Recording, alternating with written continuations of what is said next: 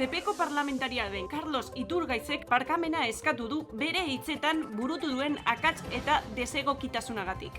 Aurreko asteartean, Twitch euskaratzeko eskaeran 2 aldiz bozkatu zuen.